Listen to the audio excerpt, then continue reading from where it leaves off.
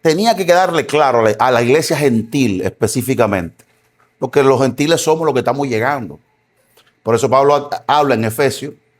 Recuérdense que en otro tiempo ustedes estaban lejos, lejos del pacto de Dios, de Cristo, de todo, de todo, de todo. Incluso en el mismo libro de Romanos, en el capítulo 2, 3 en adelante, Pablo dice que los judíos recibieron la palabra, los oráculos de Dios. O sea, ellos llevan una ventaja en esto.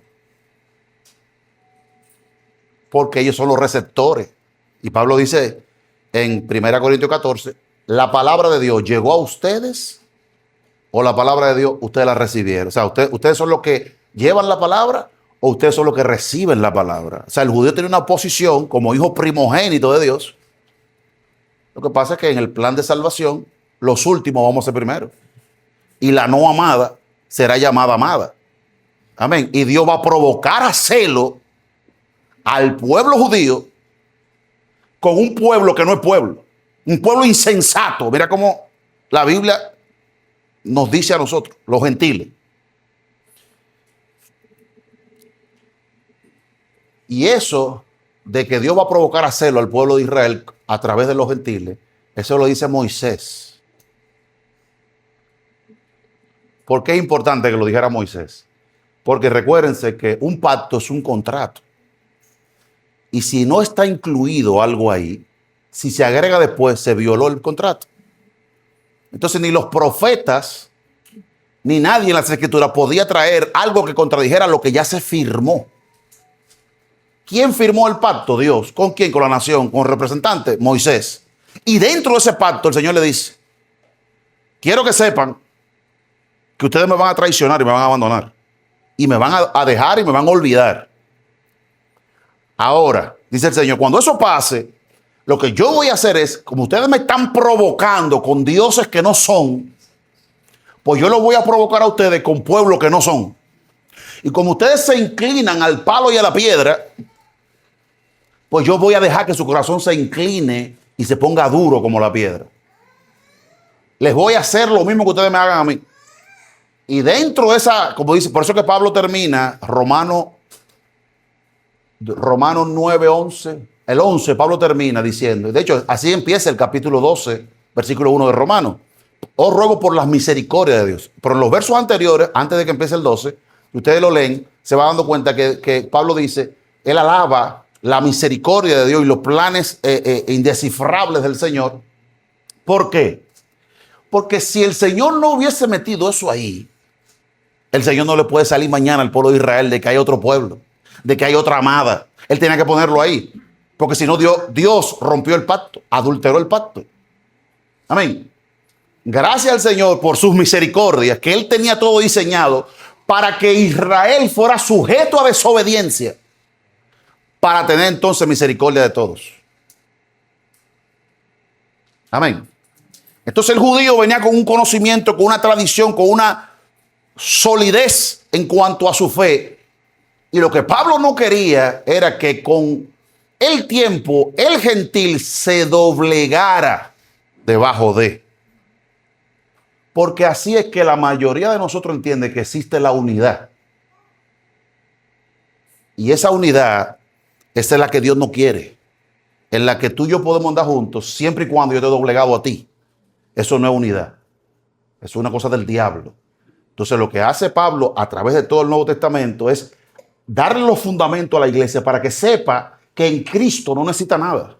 Porque los judíos lo iban a convencer.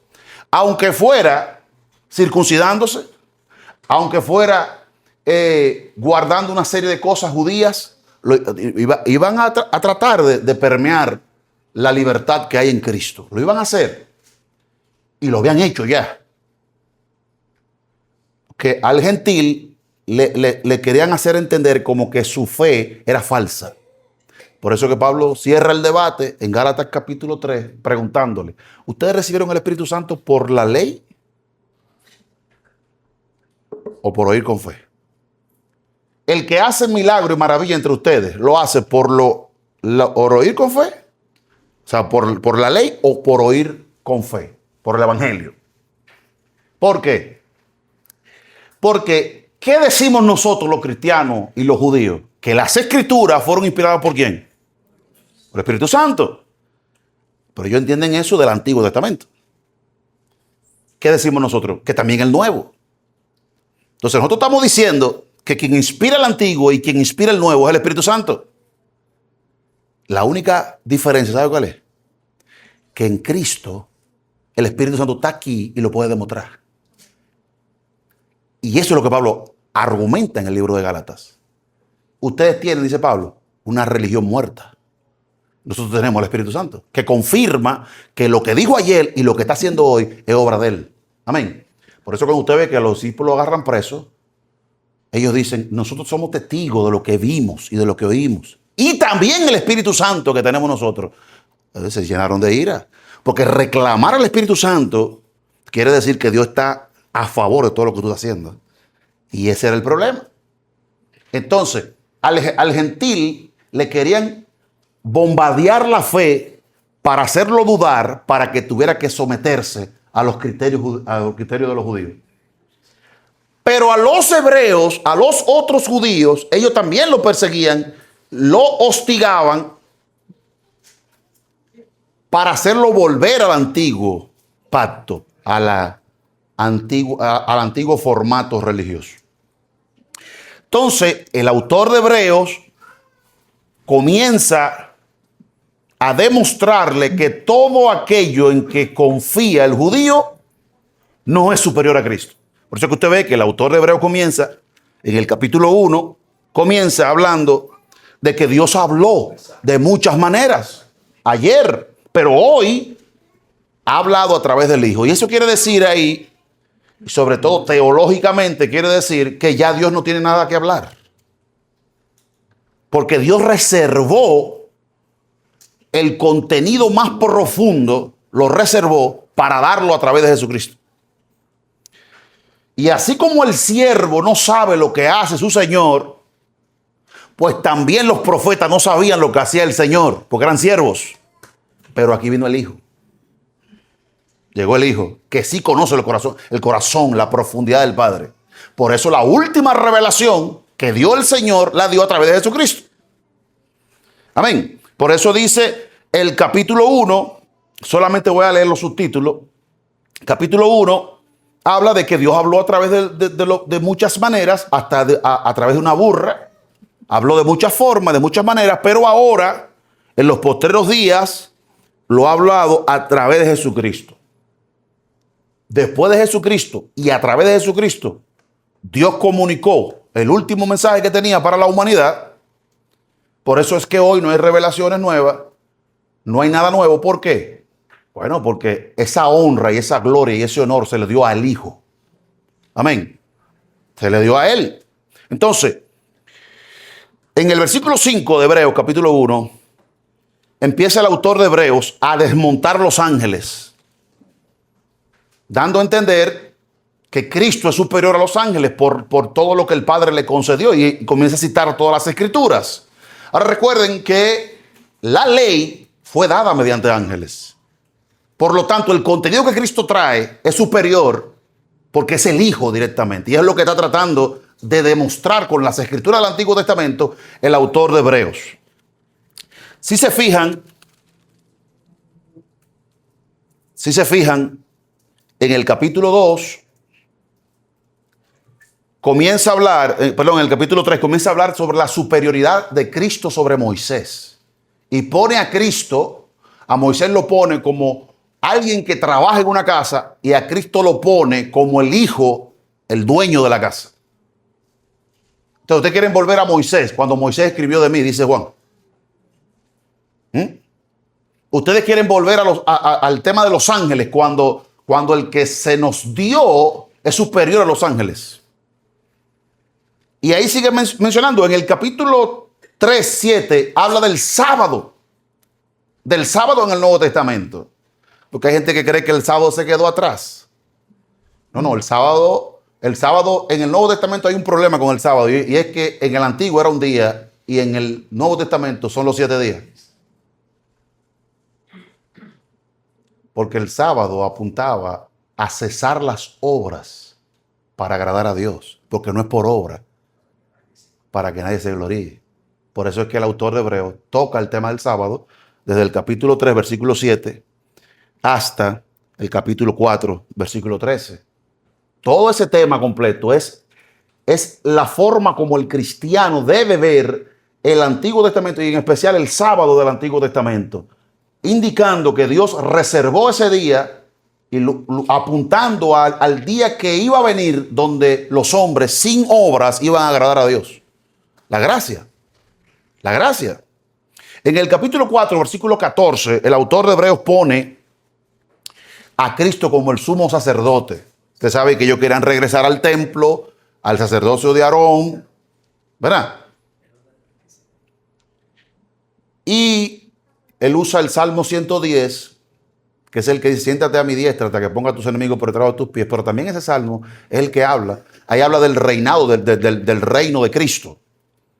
Pero también en ese mismo Salmo habla de que tú eres sacerdote para siempre según el orden de Melquisedec. Entonces habla del sacerdocio. En el Antiguo Testamento los poderes estaban separados. En Cristo los poderes están juntos. Él es el rey, Él es el sacerdote, pero también Él es el templo, pero también es el altar, pero también es el cordero, Él mismo. Es omnipresente, Él hace todos los roles.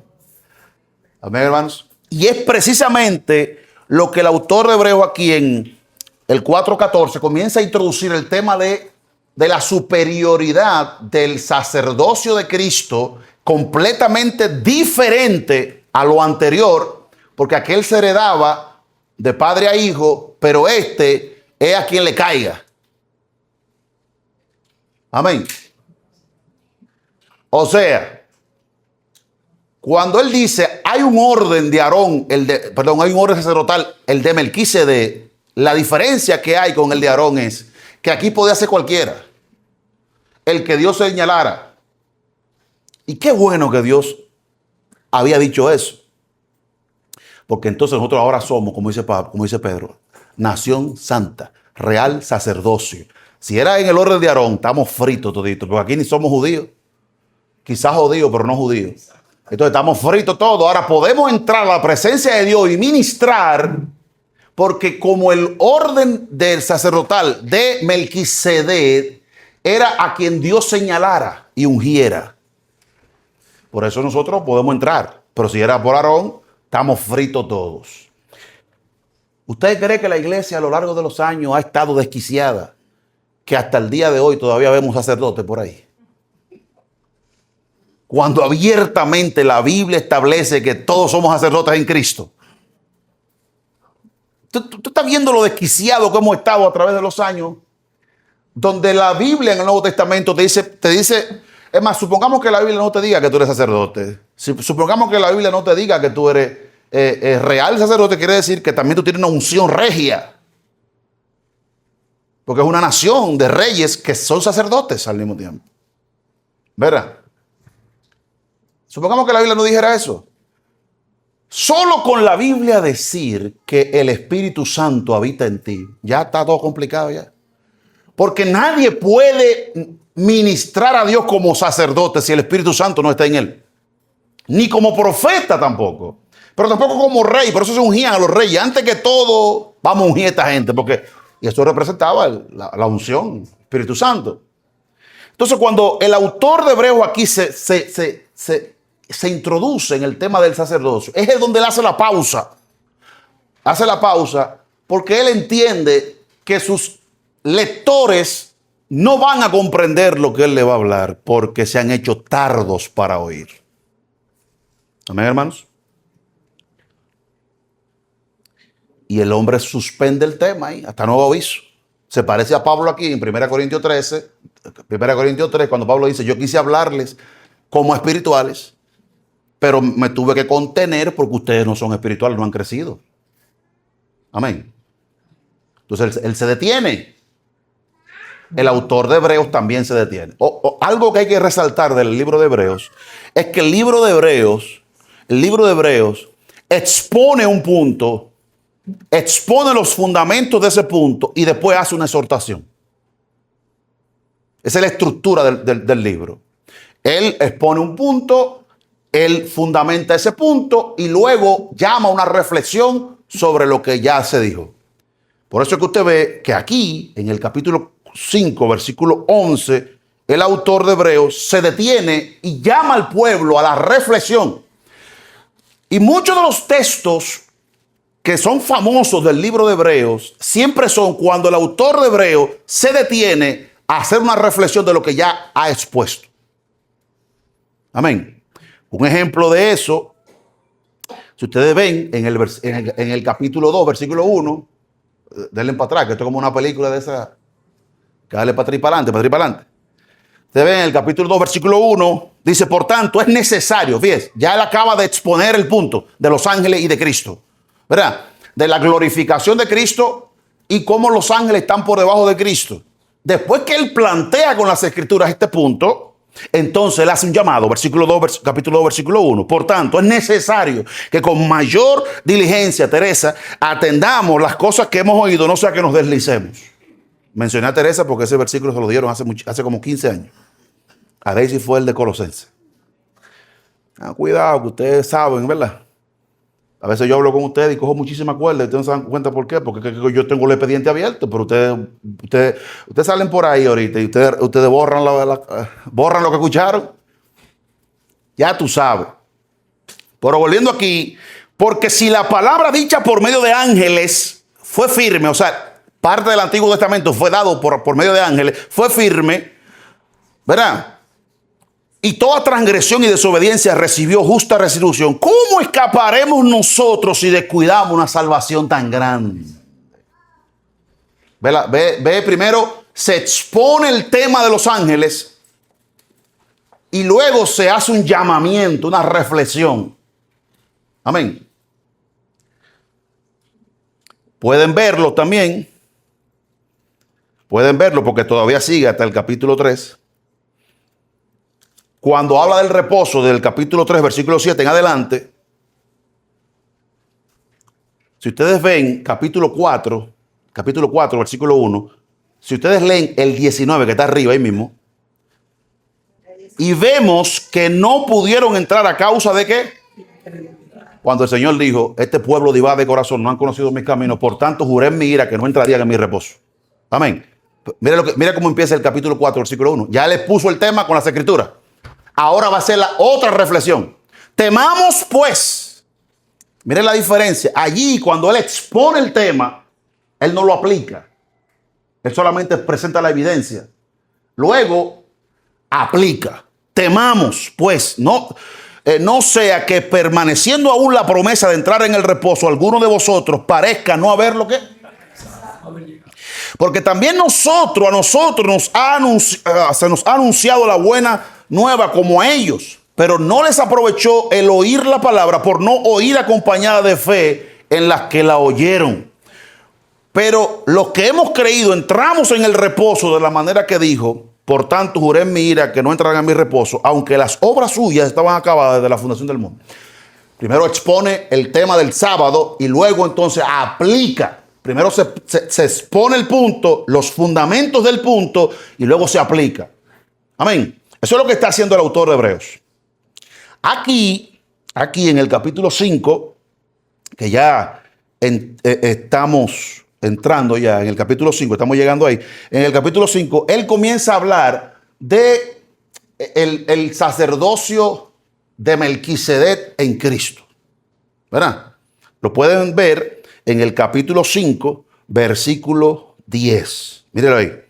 Y fue declarado por Dios sumo sacerdote según el orden.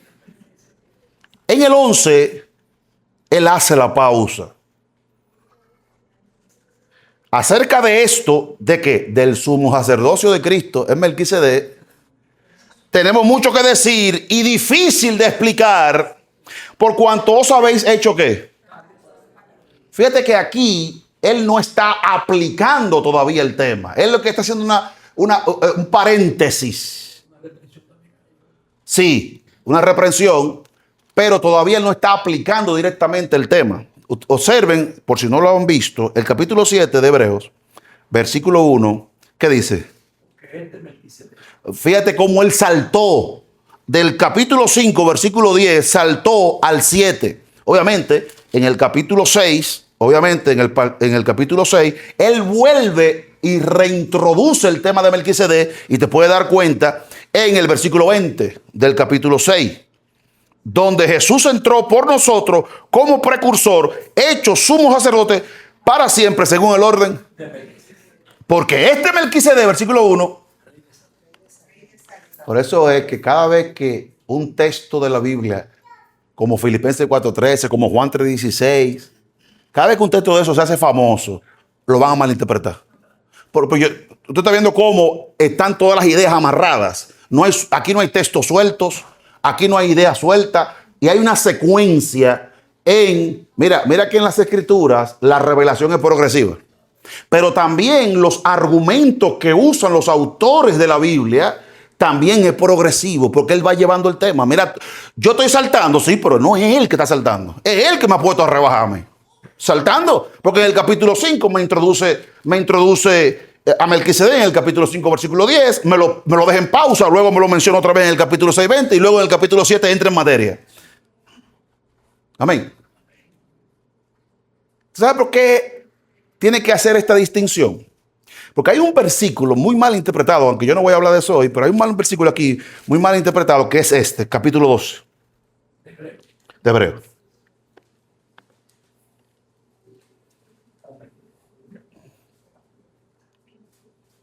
Que de hecho, le dije que hay un punto, los fundamentos del punto y una reflexión. El capítulo 11 de la fe es parte de la reflexión, no del punto. El capítulo 11 es lo que en la Biblia se llama exhortación, que esa palabra en griego quiere decir dar aliento, dar ánimo. Por eso que ahí pone el ejemplo de toda esta gente, de todo lo que hicieron para que la iglesia hoy se anime. Ahora, esta gente que menciona el autor de Hebreos en el capítulo 11, tuvieron una vida normal, como todos nosotros, con muchísimos años, muchos de ellos, hasta 100 y pico de años. Sin embargo, el autor de Hebreos solo resalta de la vida de esas personas algunos puntos específicos. ¿Por qué? Porque estratégicamente los autores expositores de la Biblia eran tan versados en esta materia de la enseñanza que ellos solo usaron, en el caso de Hebreo aquí, solo usó los ejemplos para darle a entender que eso de volver para atrás no era correcto. Primero porque estaban en Cristo y segundo porque los antiguos tampoco hicieron eso. Por eso que tú ves que los ejemplos que pone el autor de Hebreos son ejemplos que aplican al momento que está viviendo la iglesia de los hebreos. Por eso es que él dice, Abraham salió. Y dice, él podía volver atrás, pero no volvió. Como ustedes, hijos del Padre de la fe, tampoco deberían volver atrás. Si usted se fija, cuando Esteban expone ante el Sanedrín, que hace un recorrido de toda la historia de Israel, hay eventos que él resalta y se detiene y hace énfasis. ¿Cuál ejemplo? El ejemplo de José. Él lo menciona a José. ¿Por qué él menciona a José en la exposición que él hace? Bueno, porque ¿qué hicieron los hermanos de José, o sea, Israel con José? Lo vendieron. Lo rechazaron. ¿Y qué hicieron ellos con Cristo? Lo vendieron. Judas lo vendió. Y lo rechazaron. ¿Cuándo se muestra José en su gloria a ellos? La segunda vez. Cuando él venga la segunda vez. Entonces, cuando Cristo venga la segunda vez, Israel va a ver al que traspasaron. Y llorarán como quien llora por un hijo primogénito. Pero él va resaltando esos detalles de la historia de José y solo los toma para demostrarle al pueblo de Israel que lo que ustedes hicieron con Cristo hoy, ya ustedes lo habían hecho. Otra cosa que resalta el Esteban en su exposición es que Dios nunca quiso que le hicieran una casa. Porque a él lo acusaron de que él estaba hablando mal contra el templo. Y él decía, lo mismo que el Señor decía, que el templo, ahí no va a quedar piedra sobre piedra, pero ellos no estaban muy contentos con eso. Entonces, ¿cuáles textos cita Esteban? Él cita Por ejemplo, que cuando Salomón dice el Señor, dice, el cielo es mi trono, la tierra el estrado de mis pies, ¿qué caso todos me pueden hacer a mí? Por lo tanto, dice, y luego quiere decir el autor de Esteban, quiere decir, ustedes como que no entendieron a Dios, porque ustedes le pusieron mucho énfasis al templo, pero no le pusieron énfasis al Dios del templo. Entonces ustedes se aferraron a las paredes, pero no se aferraron al Dios que representa su nombre ahí, queriendo apuntar que desde tiempos antiguos ya Dios había advertido que ese templo en un momento determinado tenía que dejar de ser. Que de hecho ellos pensaban que cuando los griegos tomaron el control después que se dividió el imperio, antes de que llegaran los romanos, ellos entendieron que ya todas las profecías se habían cumplido. Por eso el Señor dice, no, vuelvan a leer a Daniel, porque ahora que falta mambo. ¿Y quién tiene razón? ¿Ellos o el Señor? Bueno, estamos aquí y 2000 años después el templo todavía no lo han hecho. O sea que el Señor tiene razón. Pero el Esteban usa la historia para demostrarle al pueblo de Israel, en especial a los líderes que eran expertos en las leyes, que a Moisés también lo rechazaron cuando fue, ¿quién te ha puesto a ti como juez de nosotros? Pero la segunda vez vino con el poder y con la gloria y con la vara y lo recibieron cuando Cristo venga otra vez la segunda vez. A José lo rechazaron, a Moisés lo rechazaron y después esa misma persona fue la que Dios llamó para hacer ese trabajo. Pues en una cruz, ahí está el Hijo de Dios rechazado. Amén. Y tú sabes por qué Dios va a cumplir todo lo que le prometió a Abraham por amor a su nombre y a su gloria. Amén, hermanos. Pues volviendo aquí, pues le decía que el autor de Hebreos, en el capítulo 11, lo que está tratando, porque si ustedes leen el capítulo 11 de Hebreos, se van a dar cuenta que él introduce, por eso que usted ve que la edición de la Biblia es muy importante para que usted no pierda el rumbo. O sea, la forma como se configura esto, porque el capítulo 11 de Hebreos, la fe no empieza en el capítulo 11, empieza en el capítulo 10. Capítulo 10, versículo 35. ¿Están ahí? Fe, confianza, ¿verdad? Fe, que tiene grande galardón. Porque es necesaria la paciencia para que, habiendo hecho la voluntad de Dios, obtengáis que, porque aún un poquito, y el que ha de venir vendrá y no tardará, más el que, y si retrocediere, fe y retroceder. ¿Ve cómo ve? Mantenerse firme o volver atrás. Capítulo al 39. Sí. ¿Lo mismo? Sí. Versículo 39. Pero nosotros no somos de los que retroceden para perdición, sino de los que tienen que fe, los que tienen que fe para preservación del alma. Lo que tienen que fe es pues la fe, versículo 1.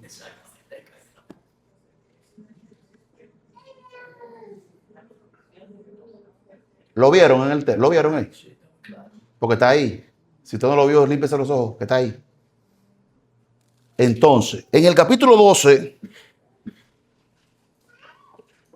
vuelve con la estructura que tiene y comienza ahora a hacer un llamamiento, una reflexión.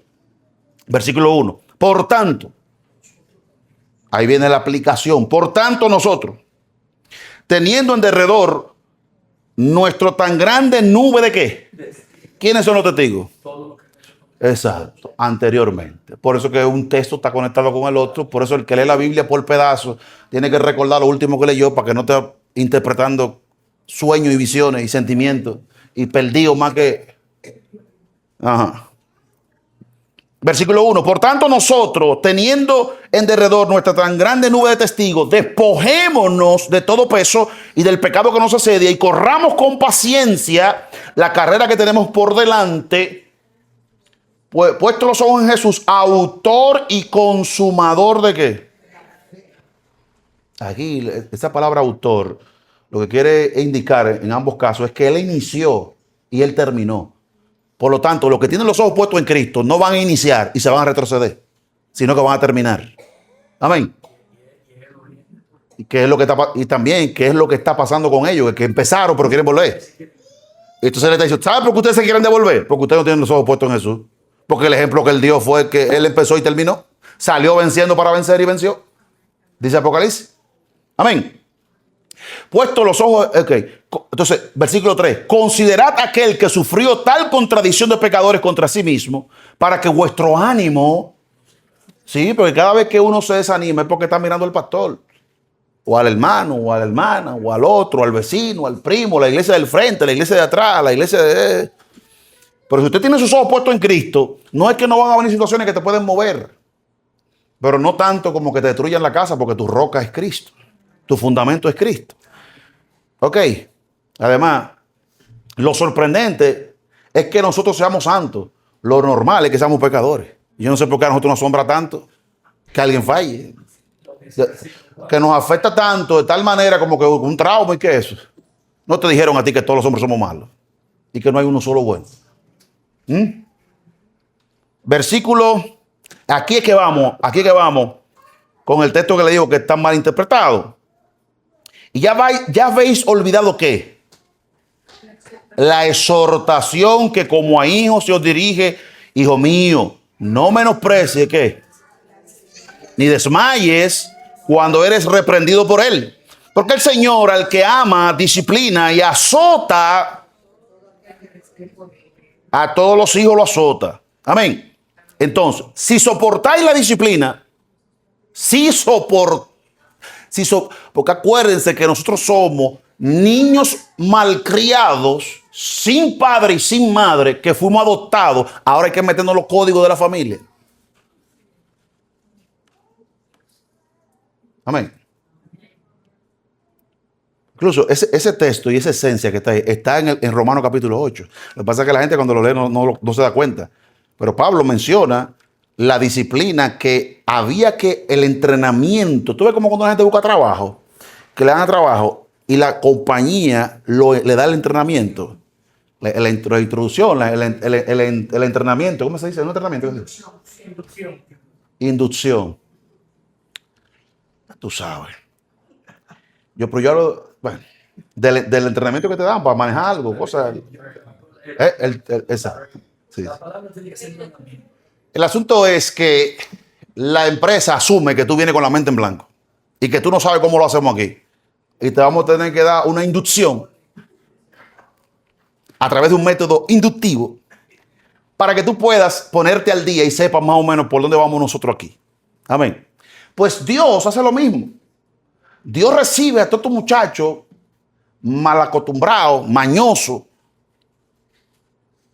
y lo educa. Porque esa es la palabra aquí, disciplina, educar. De tal manera que a nosotros, aparte de que somos caídos, pecadores, desacatados, porque éramos gentiles, acuérdense que los gentiles andaban. De hecho, de ahí viene la palabra, él es muy gentil. Claro, porque que cuando tú tienes todas estas enseñanzas aquí en la cabeza atravesada, tú no eres muy chévere. A ver, fíjate que la gente que es muy alegre, muy contenta, muy cosa así, tiene la mente vacía también. Es así. La gente, bueno, dice Salomón que el que añade ciencia añade dolor. O tú una gente muy así, como muy ligera, muy suave, muy chévere. Así mismo tiene la vida. Porque es que la palabra enseñanza en el libro de Proverbios significa atadura. Atadura. Entonces, el que es el gentil no tenía atadura. Fluía. Por ejemplo, mira, el samaritano ve al tipo muerto ahí. El buen samaritano. ¿Tú sabes por qué los judíos pasaron por el lado? Porque si ellos le ponían la mano a ese, se iban a contaminar. Si el tipo estaba tieso ahí, no se movía y no estaba vivo, si le ponían la mano, se iba a morir. Se contaminaba. Pero el gentil tenía esa regla. El gentil comía cerdo, comía sangre, moisilla comía. El gentil le daba todo. Lo que apareciera. No tenemos carne. ¿Cómo que no tenemos carne? ¿Y ese ratón que está por ahí? Dale fuego. Los gentiles estaban, tú sabes, libres, comían de todo y hacían una sopa de ratón. Así mismo. Así que el que alguna vez comió en un restaurante chino, Lo que le digo, no asegure con tanta firmeza lo que usted ha comido. Diga, yo he comido. Y tiene algunos sazones buenos. Pero usted no sabe lo que se metió en esa boca. Usted, tranquilo. Entonces, el que no, tú no ves, la gente que así vive su vida, fluye, no ve obstáculos, no ve problemas. El gentil era así. Por eso es que él es muy gentil, o sea, no tiene complicaciones. Amén. Es que de ahí que viene la facilidad. Porque que, tú no has visto como usted va a gente que, por ejemplo, la gente que es supersticiosa. La gente que es supersticiosa. Tú tienes que entrar de espalda a su casa. O sea, siempre tienen una cosa, como una complicación, ¿verdad? No salen cuando está lloviendo. No, o sea, la gente que tiene toda su creencia rarísima. Entonces tú le ves la vida como complicado, como un comportamiento normal y como que siempre tiene como unas restricciones. Pues el gentil vivía su vida rural, él no le importaba, él fluía. Y entonces tú le veías como que no había nada de qué preocuparse. El tipo a un paso del infierno y él vivía tranquilo, normal. Y que está haciendo calor hoy, es que él se estaba abriendo la puerta del infierno, ahí cerca del infierno, casi cayéndose. Y él vivía su vida tranquilo. Final, total. Si los muertos no viven y no hay resurrección, comamos y bebamos, que mañana moriremos. Entonces, cuando uno toca el tema de la disciplina, eso uno siente como que lo que viene para la vida de uno es dolor, quebranto, humillación, muchas vicisitudes. Y le voy a decir una cosa, mi hermano. Eso no es lo que quiere decir esa palabra. Ve que él dice aquí que si tú soportas la disciplina, Dios te va a tratar como hijo, ¿verdad? En la última parte, en el versículo 22, en el capítulo 13, usted ve que yo he ido adelante, atrás, adelante. A veces es el mismo texto que te obliga a hacer eso. Porque mira cómo termina en la parte final de la carta. Oiga lo que dice él en el capítulo 13, versículo 22. ¿Qué dice?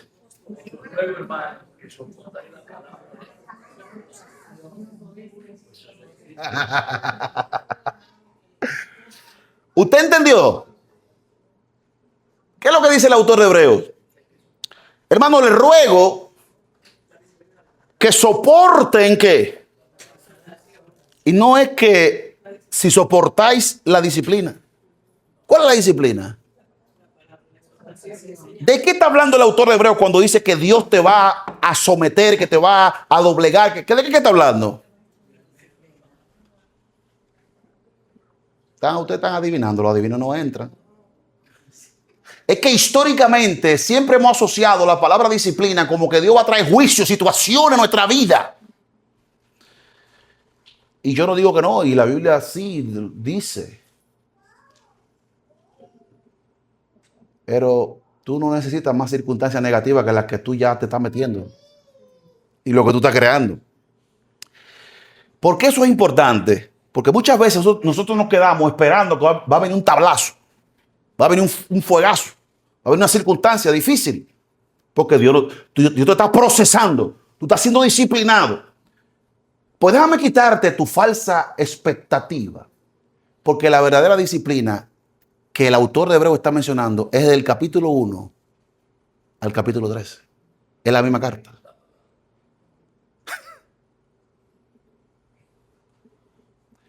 Por eso hemos pasado muchos años, muchas malas noches y no hay crecimiento, porque el crecimiento no es circunstancia negativa.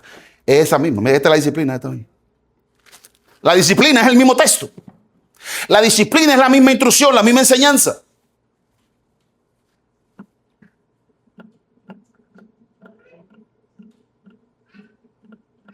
Entonces yo estoy soportando la disciplina del Señor. Pero tú no soportas que yo esté leyendo estos capítulos aquí hoy. No, tú eres hijo de real. Tú eres hijo de Dios, de verdad. Porque la disciplina de la que está hablando aquí es la misma carta y es específicamente aquellas partes de este libro donde él llama a la reflexión a la iglesia, a renunciar a cosas, a aceptar cosas, a tranquilizarse en Cristo, como llama en el caso del sábado. Supongamos que yo creo, como cree la iglesia, que disciplina son malas situaciones, ¿verdad?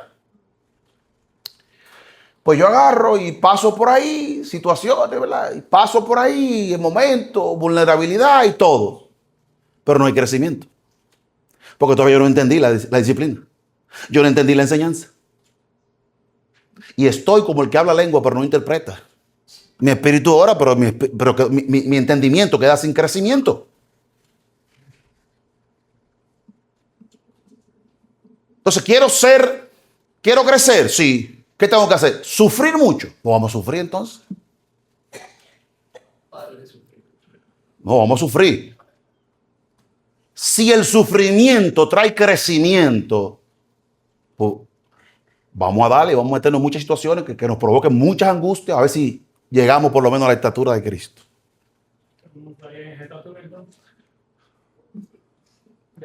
Por eso que estamos amargados en muchas áreas de nuestra vida, porque mire, mi hermano, el sufrimiento nada más sirve para nada. El sufrimiento es lo más vano que existe. El sufrimiento, pues si fuera así, hay gente que estuviera en el Olimpo allá sentado, porque han cogido mucha lucha. El sufrimiento lo que hace es traer amargura y desánimo y desaliento a la vida de uno. Ahora, del sufrimiento que la Biblia habla, que es el que produce un peso de gloria en nuestras vidas, es el sufrimiento que viene primero porque Cristo llega a tu vida y el Espíritu Santo llega a tu vida. Y recuérdense que los que tienen el Espíritu gimen por dentro. Eso es lo primer grito, ¡guay! Gimen. Y de hecho Pablo menciona 3 gemidos que produce tanto la creación que está gimiendo, el creyente que ha recibido la primicia del Espíritu gime, y también gime el Espíritu Santo. Pues con gemidos indecibles. La gente agarra ese texto y como siempre lo interpreta que el Espíritu Santo está gimiendo. No solo el Espíritu está gimiendo. Y Pablo menciona la creación, Pablo menciona al creyente que está gimiendo y menciona al Espíritu Santo que también está gimiendo. Los 3 están disparando hacia el trono de Dios para que Dios avance en el plan que tiene de terminar con la corrupción en la tierra. Pero son los 3 que están gimiendo. El asunto es, volviendo aquí, ¿dónde era que estaba? ¿Dónde era que iba?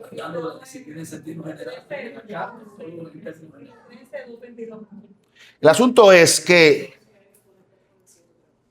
es toda la carta del libro de Hebreos, que es tu disciplina.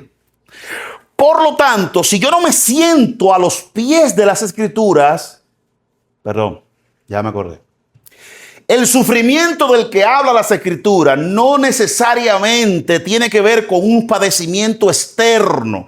Es aquella negociación que yo tengo con el Señor, donde yo renuncio a mi voluntad, a hacer lo que me complace, para hacer lo que le complace a Él. Es ese sufrimiento que produce un peso de gloria. Ese es el sufrimiento que produce crecimiento. Aquella batalla que todos los creyentes verdaderos con el Espíritu Santo morando en su vida saben que mi corazón quiere hacer todo lo que no le conviene. Y en esta cultura, en especial en esta época que vivimos, nosotros hemos razonado muchas cosas que realmente no tienen sentido, ni funcionan, ni dan resultados, ni nada, pero ya la hemos normalizado y la hemos justificado. Como por ejemplo, esta semana entera desperdiciar. Nadie dijo amén ahí. ¿A dónde está en la Biblia la Semana Santa? Semana Santa del diablo. ¿A dónde está la Biblia eso? Ustedes no lo saben, que eso no está en la Biblia. Con el relajito nos tiramos una semana. De 4 que tiene un mes, o sea que se fue el 25% del tiempo. Y no, hermano, que la familia, que no. Ve cómo estamos a razonar cosas. Eso ni es familia, ni vean con esos cuentos, ni con descanso, que sé yo qué, porque tú estabas de viaje los otros días. Porque el domingo pasado, sobre todo cuando yo prediqué, no se siente en el mensaje de ese día, que habíamos 3 gente aquí. ¿Y dónde estaban los hermanos? Y te tiraste una cosa y después Semana Santa. Yo solo espero que tú no me pidas oración por provisión mañana, porque como dice el texto del mensaje del pasado, un chin aquí, así va a venir tu olla, como un hombre armado. Una gozadera y una cosa. Entonces nosotros hemos normalizado muchas cosas y mucho sufrimiento en nuestras vidas viene, como el texto del mensaje de la semana pasada, claro, viene tú como caminante, tu pobreza, tu necesidad viene por ahí. ¿Y qué trae la pobreza y qué trae la necesidad? Mucho gozo, mucha alegría, mucha celebración. Si en la Biblia la olla es señal de estrechez, de opresión, entonces si el sufrimiento ayuda en algo, aquí hay gente que deberían estar, mira, yo debería estar sentado y yo predicando aquí, pues se han cogido lucha. Lucha de todo tipo, para hacer películas. Aquí hay gente que se puede hacer un guión de la vida de ellos para hacer una película. Con acción, con tiro y con todo. Se coge lucha. Puede ser. El asunto es, mi hermano, que por eso es que sufrimos y ni crecemos, porque es la comprensión de las escrituras. Es que no se haga mi voluntad, sino la tuya. Es que no se haga lo que yo quiero. ¿Y qué pasa conmigo? ¿Qué pasa conmigo? ¿Qué pasa contigo? Que tú nunca, óyeme, en todos los años de tu vida, tú nunca has estado mejor que hoy. Mira esa foto que usted, vieja suya. Usted lo que parece que tenía desbaratado, acabado. Pero no necesariamente este día emocionalmente tú lo estás viviendo como la mejor época de tu vida.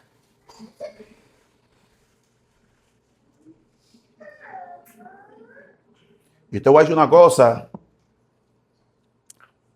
El orgullo de tú no reconocer a la persona que Dios te ha puesto a tu lado y que te ha dicho a lo largo de los años que tienes compartiendo con esa persona una serie de consejos que cuando no te ha llevado, las manos te quedan vacías, pero cuando te llevas, las cosas comienzan a ser distintas, pero tú querías otro camino y otra senda, pero no funcionaba por ahí. Fuiste y le dijiste, fulano, esposo santo. Si eso pasa, graben el video y mándenme. Que ve una mujer admitiendo que el marido tiene razón. Eso son cosas que pueden ser usados como arma de destrucción masiva porque fue un infarto. Que el hombre admita que la mujer tiene razón en el planteamiento que hizo. Cuando lo hizo de la forma que lo hizo, le fue mal y se quedó desbaratado. Pero al hacerlo como ella dice, ahora, mira, quedó bien y era así que había que hacerlo. Ir y admitir.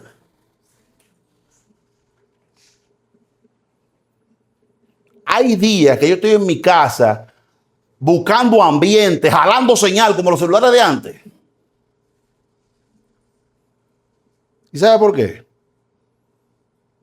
Eso pasa muchas veces. Y hay gente que cree que viene con, no, que el ser humano tenga discernimiento para que vea la razón, la raíz allá en el corazón. Es que nosotros somos necios. Y cuando las cosas van bien, queremos dañar, echarle una pata de jabón a la bichuela con dulce. Es que queremos fuñir. Somos así. Y tú sabes lo duro que es aceptar Que todo lo que he decidido, que todo lo que he hecho me trajo hasta aquí. Por lo tanto, para cambiar esta situación, tengo que dar reversa. Arrepentimiento. Tengo que dar reversa y comenzar a hacer las cosas de otra manera. Y lo primero que tengo que admitir es que yo estaba equivocado. Y si usted cree que porque usted confiese y se arrepienta, el problema se acabó, pues usted no entiende la magnitud del mal que hay en nuestras vidas. Ahora usted necesita cogerle la mano a uno que no sufra de lo mismo que usted. Para cuando usted le dé crisis de abstinencia, lo siente, le ore, lo unge, le saque esa gana y le diga, acuérdate.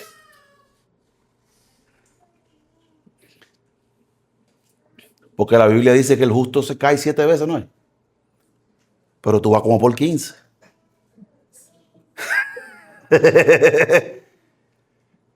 ¿No dice que el justo cae 7 veces? Para que se acuerde, esa palabra ahí no tiene nada que ver con pecado. Oye, nada que ver con pecado. Nada que ver con pecado. Y si usted alguna vez pensó que ese texto se refiere a pecado, ya usted pecó por estar diciendo que Dios dijo una cosa que él no dijo. Mentiroso. ¿Sabe a qué se refiere cuando dice que 7 veces cae el justo y no quedará postrado? Que 7 veces quiebra el justo, económicamente que está hablando. Es de eso que está hablando el texto. Y como quiera lo que el texto está diciendo, como quiera va a terminar bien. ¿Por qué? Porque al ser justo y serle fiel a Dios, aunque las circunstancias sean negativas, Él va a vencer. Porque Dios es el que lo sostiene. Eso es lo que está diciendo el texto. Es de dinero que está hablando ahí. Nada de pecado, nada de eso. No. Porque una vez cae el justo y una vez le van a dar un correazo en la costilla. Y más si es hijo de Dios, porque Él lo disciplina.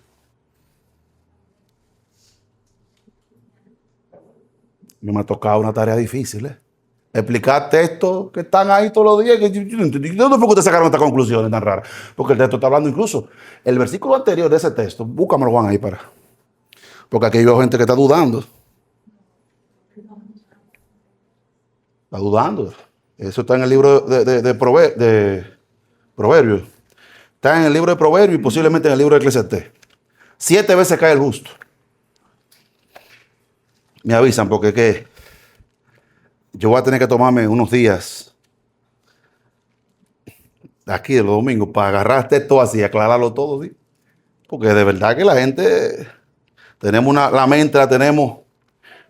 ¿Dónde que está? 7 veces cae el justo. Proverbio 24. Observen, hermano, de Proverbio 16. Proverbio 24, 16. Oye. 16. Porque 7 veces, ¿qué? Cae el justo y vuelve a levantarse. Mas los impíos, ¿qué dice? Entonces, 15, ¿qué dice?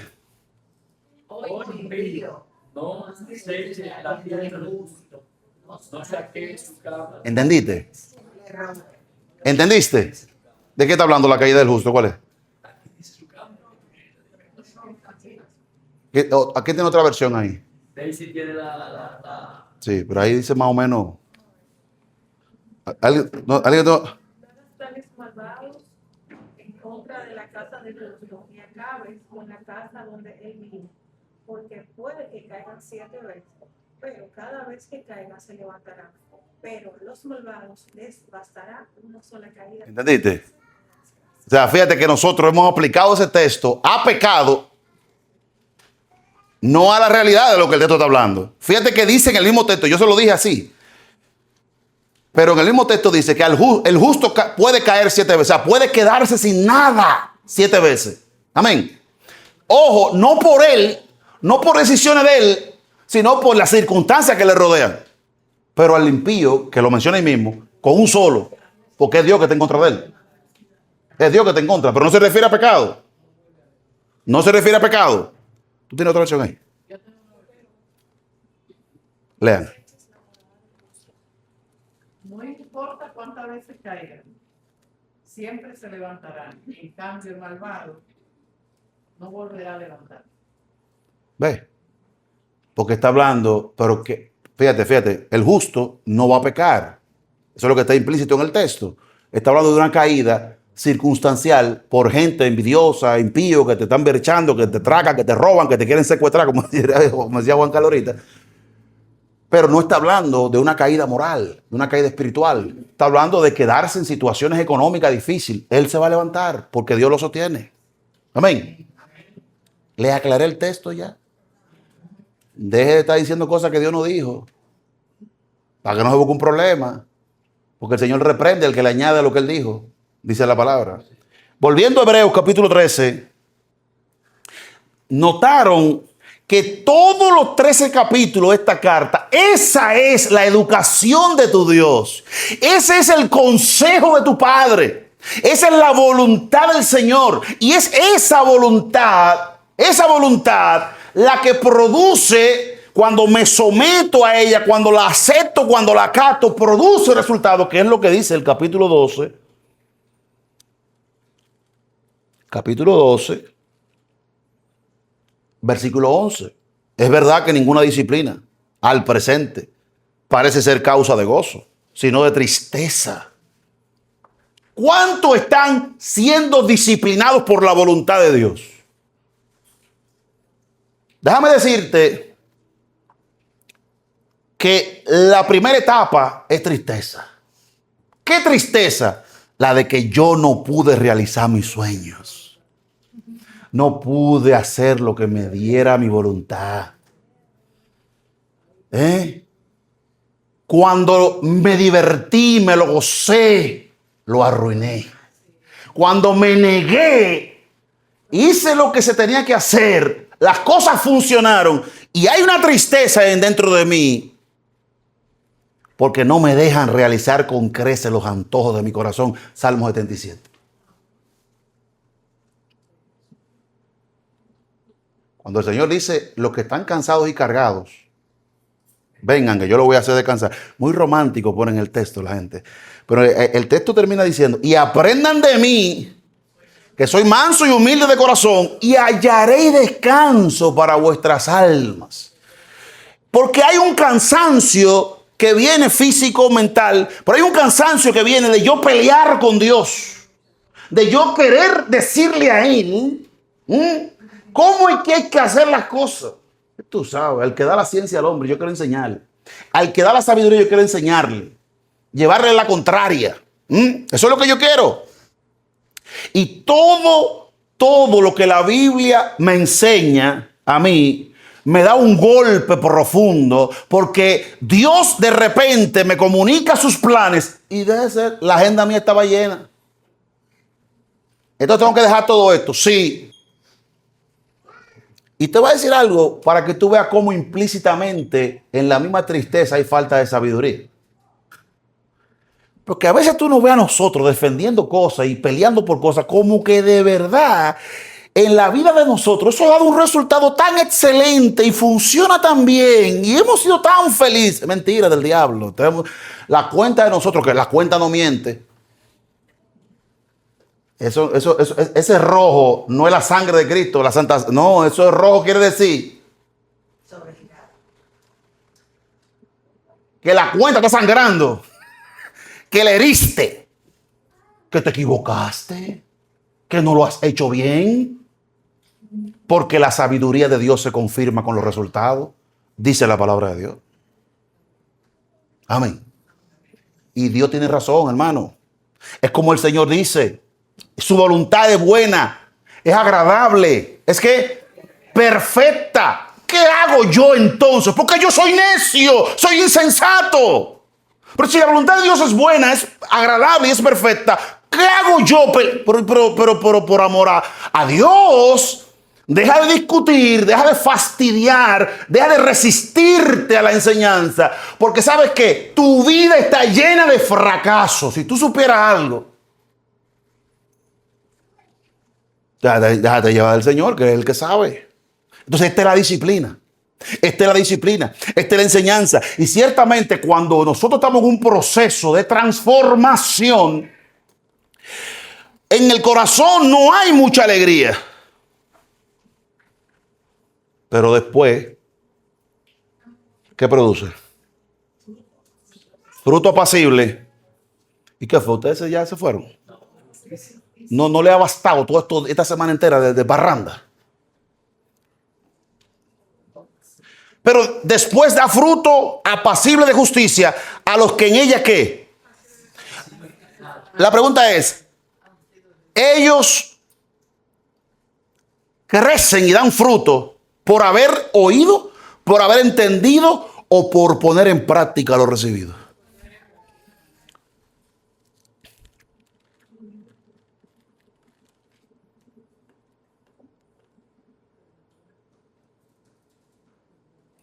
Da fruto, hermanos, apacible a los que en ellas han sido ejercitados.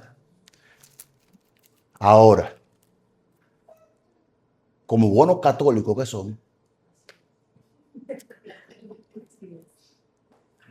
déjame derribar unos cuantos ídolos hoy. Amén, hermano.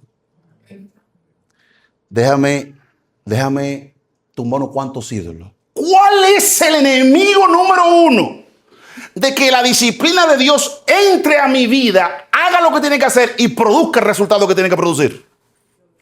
Mi voluntad, mi deseo. Amén, hermano. Pero para ser más específico y bíblico, Hebreos 12, ¿qué dice? 12, versículo 9.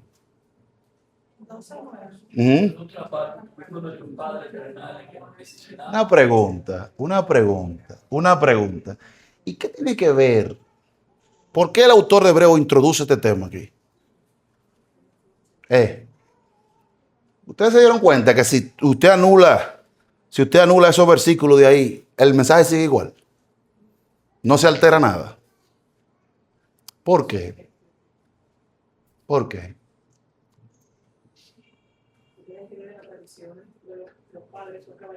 Porque el peor enemigo tuyo y de la disciplina son esos dos que están allí.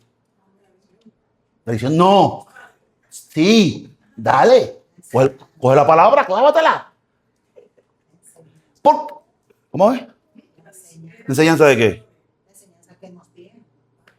Pero aquí no está hablando de padre, es padre directamente, porque mi bisabuelo no me dieron una pela a mí, pero mi mamá sí me enseñó, o mi mamá le enseñó. Por eso es que la Biblia dice a los padres que críen a los hijos en disciplina y amonestación de qué. ¿Sabes para qué? Para que tus hijos mañana no tengan que estar arreglando cosas. Como nos toca a nosotros arreglar unos líos que en mi casa me enseñaron.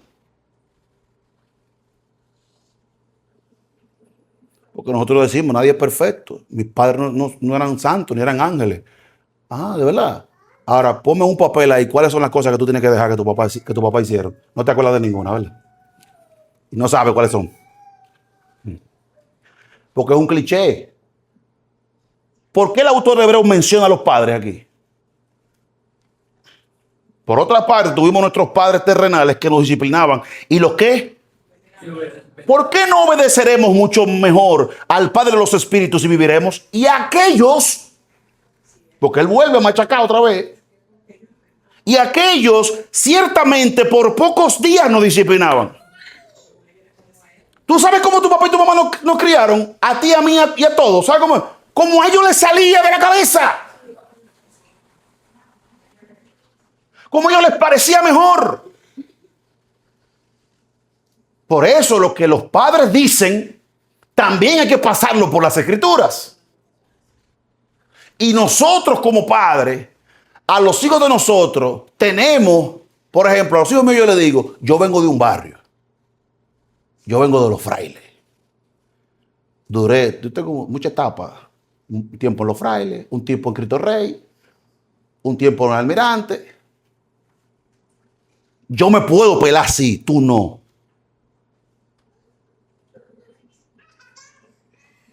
¿Por qué? Porque usted tiene un papá, yo no tuve. De su comportamiento de hijo de la calle. Criado así, no. Ahora yo tengo mis actitudes. Oye lo que te estoy diciendo. Yo no estoy diciendo que sea bien o sea mal. Yo lo que te estoy diciendo es que cuando usted se cría en un ambiente familiar con tus padres trabajando y haciendo lo que se tiene que hacer, usted no puede estar copiando ejemplos y actitudes de muchachitos que se criaron en la calle, porque eso no va contigo. Ni actitud. Sí, eso mismo, ella está entendiendo. Ella está entendiendo. Entonces, hay cosas que uno hace. Por ejemplo, cuando tú vives en un barrio, si tú te criaste en Lomina, en Vietnam, si tú te criaste cerca del dique, si tú te criaste en Villa Duarte, cerca de Maquiteria, cerca del muro de los lamentos, de la vergüenza. O sea, donde tú vienes, tú entras a un sitio. Por ejemplo, yo estoy en un sitio y antes de que pase un lío, ya yo lo vi el lío. Porque uno ve las señales. Uno ve las señales y los códigos y tú te das cuenta. A veces hay un amiguito de un hijo tuyo que te cae mal y a veces tú mismo no sabes por qué. Y es que él tiene actitudes que tú sabes de dónde vienen. Porque así es que se vive en muchos lugares. Pero aquí hay unos popis, en honor al video ese. Y aquí hay unos popis y unas popis y unos popis que tienen una bomba al lado ahí. Y ellos están así, ¿sabes? Felices. ¿Y tú no viste que te iba a matar a ese que está ahí? No, yo no me di cuenta. Tú entras a una zona, a un supermercado de cosas, y tú te das cuenta quién viene de dónde viene. Porque tenemos una serie de comportamientos que son propios del que, señores. Una vez una vez que yo viajé, oye lo que a mí me pasó, porque uno cree que es mentira. Hay cosas como que tú tienes que vivirlas. Sí. Oye esto. Yo tuve que hacer una escala, varias escalas, de esos vuelos que compramos nosotros los pobres. Todo el que viaja en escala es porque es pobre, ¿estamos claros? No, porque hay gente que cree que, hay gente que no sabe que eso es el pobre que viaja en escala. El rico, el que compra su vuelo caro y bien y compañía bien, hay vuelo directo. Pero los que andamos en onza voladora, en esas escalas, óyeme, yo llegué y yo venía de regreso. Yo creo que fue como a 2 aeropuertos que llegué, fui como a 2 sitios haciendo escala. Mi hermano, usted sentía ese aeropuerto callado, silencio. Como si fuera a las 2 de la mañana, como usted en su casa a las 2 de la mañana, quieto, así. Y tú como que no te sientes identificado, y sobre todo cuando tú tienes ya un tiempo que estás fuera ya, 15, 20 días, que ya tú estás como... Cuando llegó el momento de llegar al avión que venía para acá, mi hermano, yo pisé así, y yo sentí esa vibra así, y hablando, y un helvedero, se parecía a un barrio de aquí de la capital, pero un juidero así. Y yo dije, oye, pero es verdad que nosotros de lejos así se siente el helvedero, la vibra, cosa. Oye, me empezó a envolverme a mí una cosa, tú sabes. En la primera escala yo estaba como rodeado de alemanes y de chinos. No.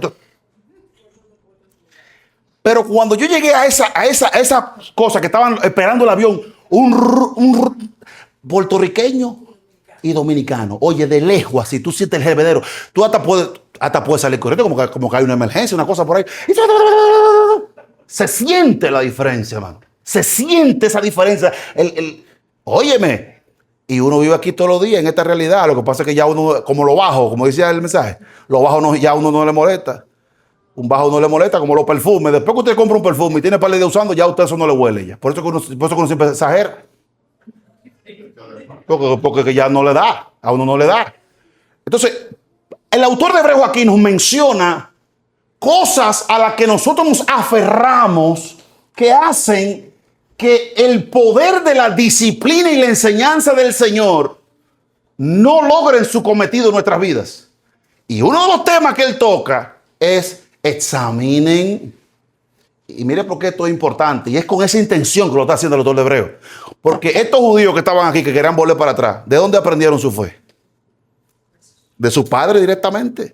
Entonces muchas veces muchas veces se entendía que honrar a padre y madre también incluía preservar las enseñanzas que ellos nos dieron. Enseñanzas que fueron superadas y aplastadas por Cristo.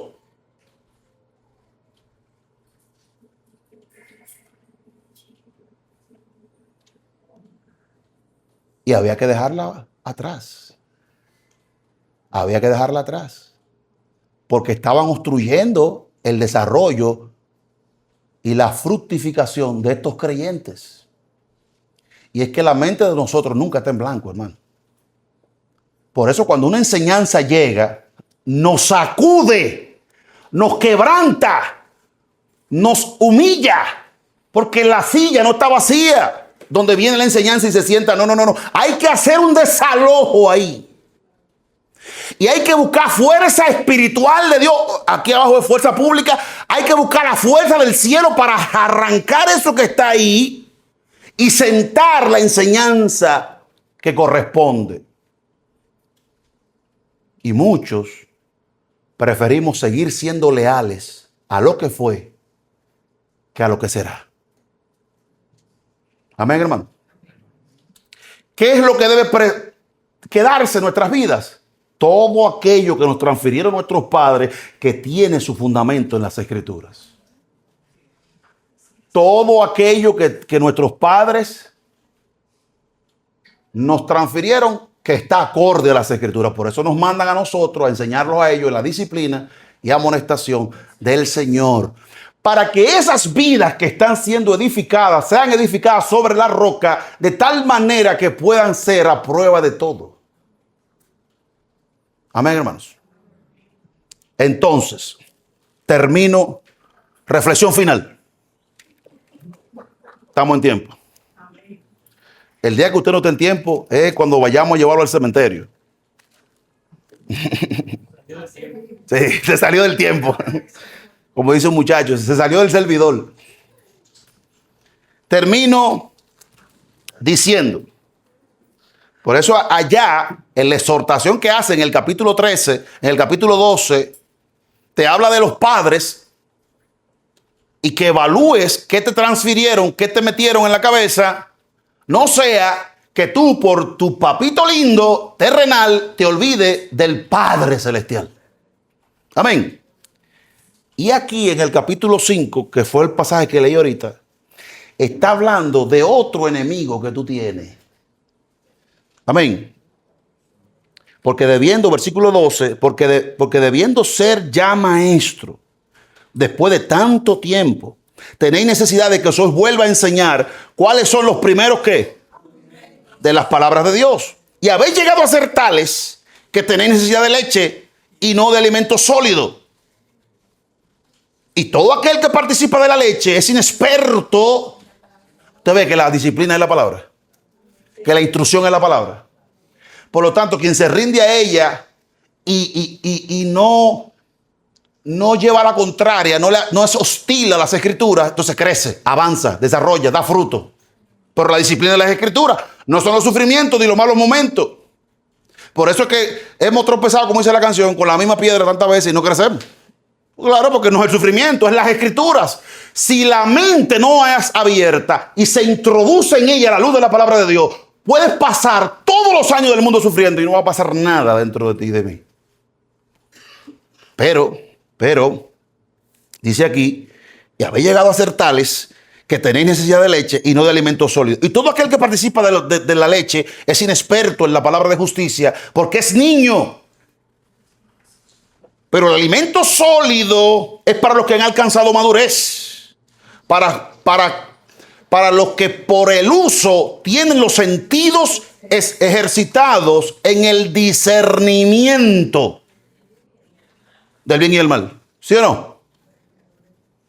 ¿Sí o no? Por tanto, versículo 1.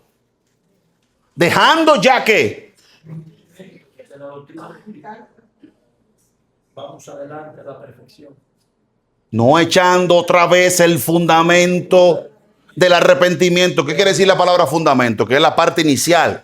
Que es lo que yo debí recibir cuando llegué el primer día. Arrepentimiento del arrepentimiento y fe, de la doctrina de bautismos, de la imposición de manos, de la resurrección de los muertos, como el domingo de resurrección, y del juicio eterno. Y esto haremos si en verdad Dios lo permite, porque es imposible que los que una vez fueron iluminados y gustaron del don celestial y fueron hechos partícipes del Espíritu Santo, y asimismo gustaron la buena palabra de Dios y de los poderes del siglo venidero, y recayeron, sean otra vez renovados para arrepentimiento, crucificando de nuevo para sí mismo al Hijo de Dios y exponiéndole al vituperio. ¿Qué está diciendo aquí el autor de Hebreo? Que yo no sé, pero este es uno de los textos clave de los arminianos para fastidiar a uno en la seguridad de la fe. Pero lo que el texto está diciendo es que hay una obra inicial que ya Dios hizo y que ni tú ni yo podemos echarla para atrás. Por eso es imposible volver el tiempo para atrás y deshacer las obras que ya Dios hizo dentro de nosotros, incluyendo la muerte de Cristo. Nadie puede volver a crucificar a Cristo. Nadie puede deshacer el sacrificio en la cruz que ya se hizo. Porque el sacrificio en la cruz del Calvario fue un decreto soberano de Dios. Amén. Por lo tanto, el hombre no puede frenar. Y todo aquel que ya ha participado de este proceso, sea mediante el arrepentimiento, la fe, la salvación, todo el que ha experimentado este proceso, aunque usted se sienta que volvió atrás, usted no está atrás. Eso es mental. Usted lo que necesita es que lo ajusten. Y ajustar quiere decir lo que sea necesario hacer para volver esa mente y esa cerviz, porque antes decíamos cerviz, hasta que Freddy llegó y nos enseñó hace como 15 años qué es cerviz. Ya tú sabes. Y somos los únicos cristianos en esta iglesia que mencionamos cerviz. Porque en toda la iglesia es cerviz. ¿Tú no entendiste que fue un elogio? Entonces no diga bueno. No diga bueno con esa cara. No diga bueno con esa cara de malo. Él dijo bueno con la cara de malo. Hasta dije, ¿qué fue? Se sintió mal. No me entendió. El asunto es, hermanos, entonces, todo el que ha recibido el impacto de vida del Espíritu Santo, ¿cómo usted se puede sacar el Espíritu Santo de adentro? No hay vuelta atrás en el plan y la ejecución de Dios con la vida de nosotros. Por eso el Señor utiliza las Escrituras para volvernos a su voluntad. Y si Él tiene que llegar más lejos, Él va a llegar más lejos. Pero no hay forma de darle para atrás el tiempo. Es imposible. No hay forma. No hay forma. Y el que empezó la buena obra en nuestras vidas, la va a terminar. Amén, hermanos. La va a terminar. Ahora, tú eres que sabe si lo quiere con amor o lo quiere con dolor. Pero Dios va a terminar su propósito en ti. Dios va a terminar su propósito en ti. Y te voy a decir algo. Hay muchas cosas en nuestras vidas que van a coger fuego. Pero lo vamos a salvar. Así como por fuego. Porque no puede el hombre. Y termino con esto. Días antes, vamos a la Santa Cena, días antes de la muerte de Cristo, días antes de la muerte de Cristo, los sacerdotes se habían puesto de acuerdo que había que salir de Cristo. Amén. Había que entregarlo. Y dice el sacerdote que era mejor que muriera uno por el pueblo y no el pueblo por uno. Y ahí se concretó ya el plan de deshacerse de Cristo. Amén. Amén, hermanos. ¿Qué sucede? Que ellos no querían que fuera el Viernes Santo. Ellos no querían esa fecha o ese sábado. Ellos no querían que pasara nada que perturbara su tradición y su asunto. Por eso dijeron, esperemos que se acabe este asunto y después salimos de él. Pero no podemos hacer nada que altere esta ceremonia porque era el sábado del sacrificio, de la expiación. Satanás sabe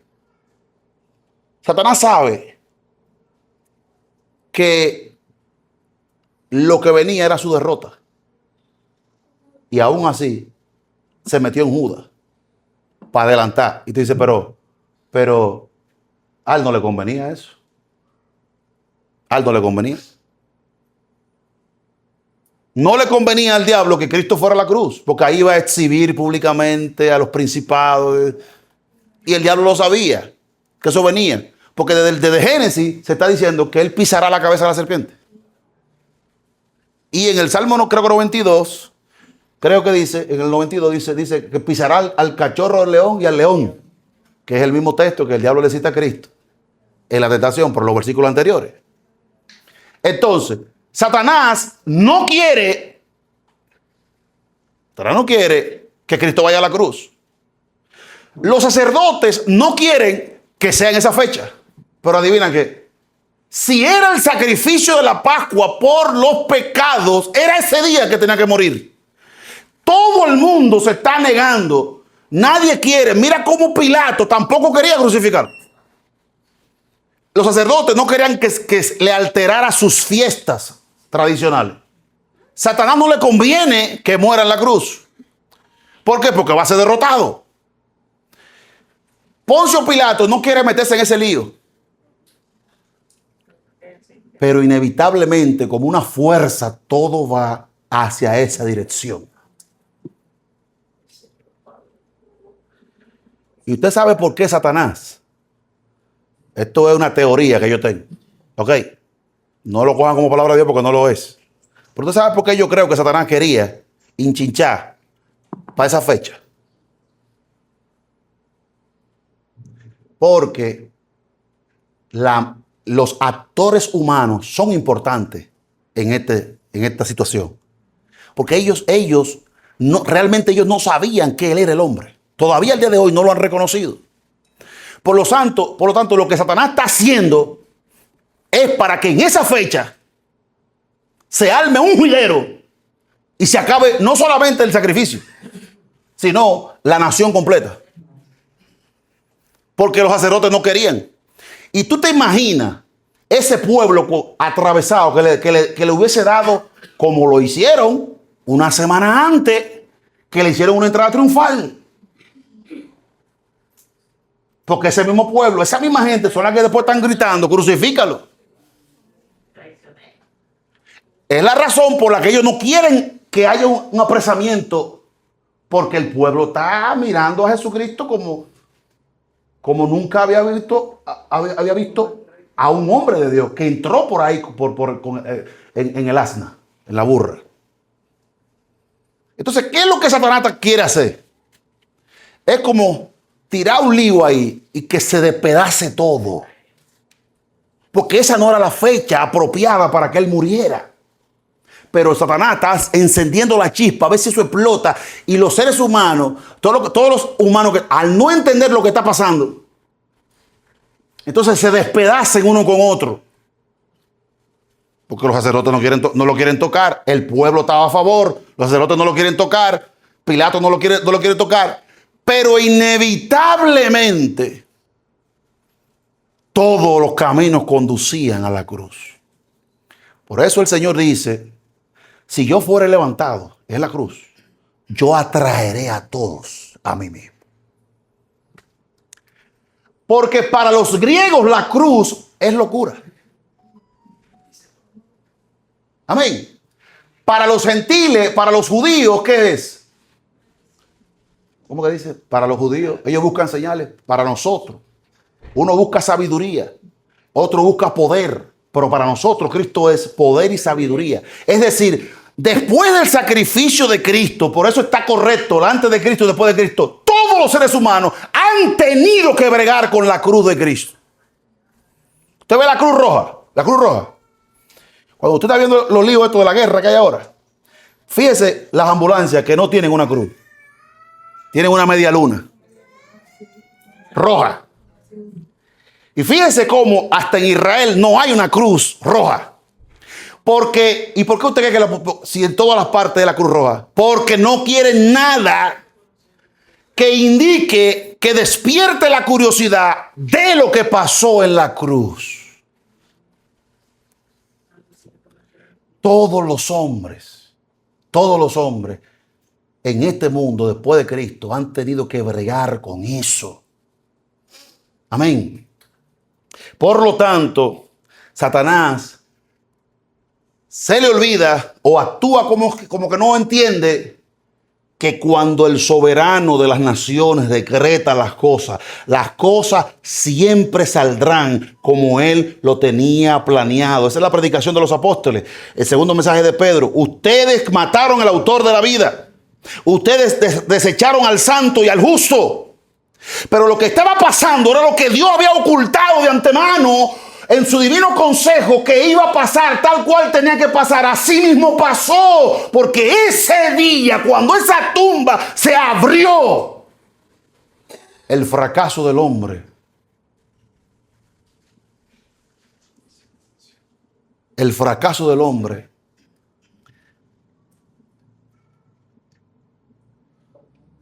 al dar vida, y el pecado, su pago es muerte. Todos estábamos condenados. Sin embargo, cuando esa tumba se abrió, Él nos dio esperanza de que aunque estemos muertos, viviremos. Señor, te damos gracias por el sacrificio en la cruz. Gracias por quien fuiste, Señor, sentado a la diestra eterna del Padre. Gracias porque te despojaste de ti mismo, oh Señor, y tomaste forma de siervo semejante a nosotros, Señor. Y en tu condición de hombre te humillaste hasta la muerte y muerte de cruz.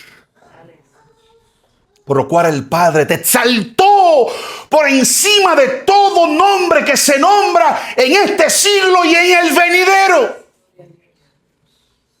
Y todos los poderes, tanto en el cielo como